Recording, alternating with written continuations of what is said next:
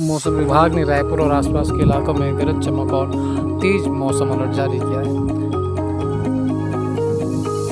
रायपुर में मौसम की जो है मार पड़ रही है और पेट्रोल की आपदा भी गहराई है। ऐसे में देखना यह है कि रायपुर वासी पेट्रोल की समस्या के चलते मौसम की दोहरी मार कैसे झेलते हैं।